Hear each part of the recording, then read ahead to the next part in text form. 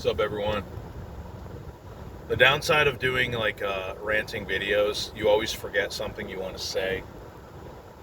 You know, it's good because it spurs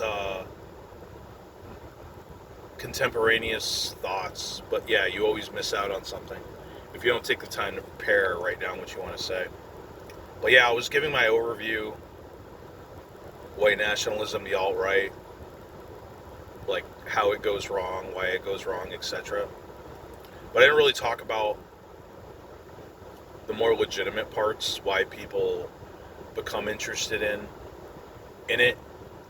And I think this can be kind of summed up well by the conflict that was had at AMRAN, American Renaissance. I think it was a while ago, probably in the 90s, maybe the 2000s, I don't know.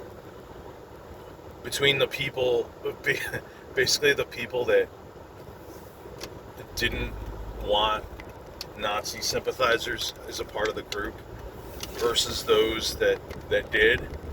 And Mr. Taylor, what the fuck is that guy doing?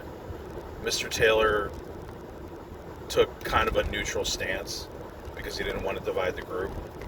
But there was this guy named Ian Jobling who was really interested in the genetic part. He's the guy that actually wrote the book, The Color of Crime, that little pamphlet thing. At least he was involved in creating that. And there was an event, and I think it was Stormfront. They were all like these Stormfront guys. And he's like, I don't want to be a part of a group with a bunch of fucking stormtroopers marching around, giving the Heil Hitler salute. It's just like, I mean, we're talking about edgy stuff, but we need to have some decorum and some sanity here. So this was the issue that split that group apart.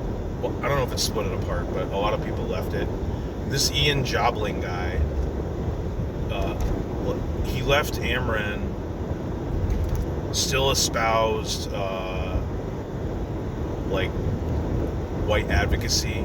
I don't know if it was white nationalism, but white advocacy. But he couldn't divorce the toxic elements from the valuable part, basically, I think is what happened. So now he's given up basically advocating white nationalism type of views. And I think this is a good microcosm for what happens. So you might have some people that have legitimate concerns. They want to talk about maybe racial differences. They want to talk about the anti-whiteness we see manifested in our media, academia, other places. Just, it's, the ridiculous shit you see on a daily basis. But there doesn't seem to be a line. There doesn't seem to be a real line where if people are crossed, they are disassociated from or get kicked out. So you just end up with, the Mark Collettes, and you have somebody who might be considered more, I mean, I don't really espouse him, but somebody like K-Mac, who's more of an academic,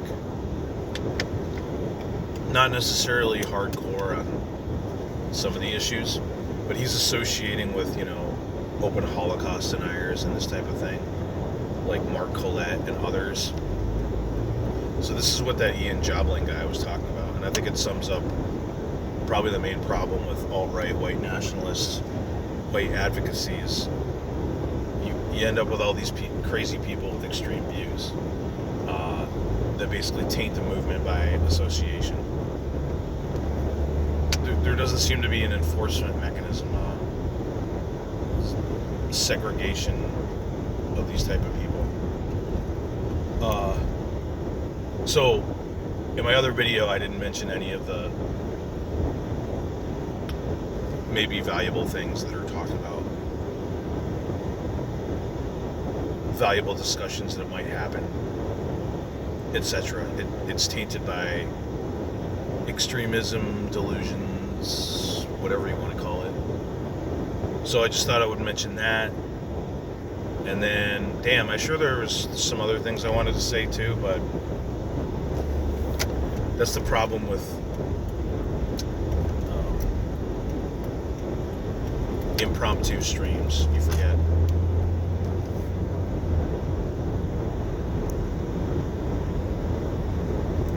So yeah, I'll just end it there. And if I have any other thoughts, I'll just add to this little series. Anyway, have a good day. Short little video.